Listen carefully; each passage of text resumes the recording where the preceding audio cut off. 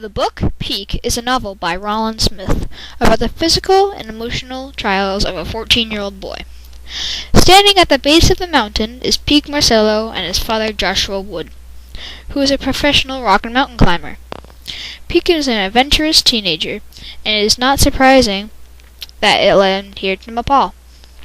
What Peak did not know yet is that his goal was for him to be the youngest person to reach the summit of Mount Everest. As Peak stands at a little break area, he thinks back to how he got there.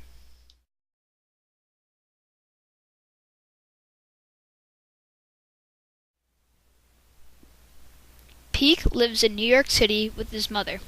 He is known for climbing tall buildings and tagging them with spray painting a blue mountain.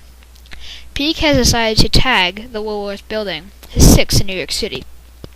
But from inside of the building, someone saw Peak, then called the police because he was afraid he was a terrorist. A helicopter was sent to the scene. As he ascended the skyscraper, his face froze to the wall, and he injured some of his left cheek and ear. Peak was caught by the police and would soon be brought into court after making a stop at the hospital.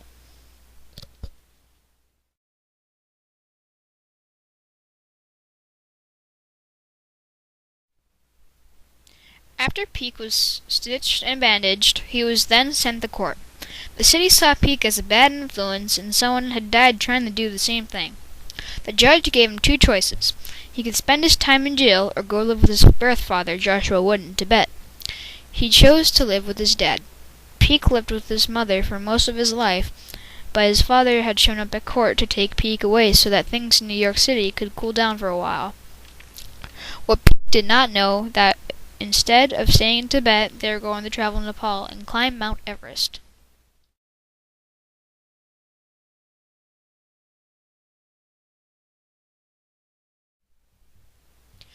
Josh, Peak's father, had made a plan for his son to climb to the summit of Mount Everest. Peak thought his dad wanted to bond, but it seems like he just used him.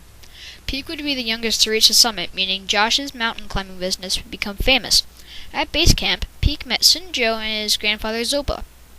Peak finds out that Sinjo is just a few days older than him, and his plan was to also climb to the summit and become the youngest to complete the climb.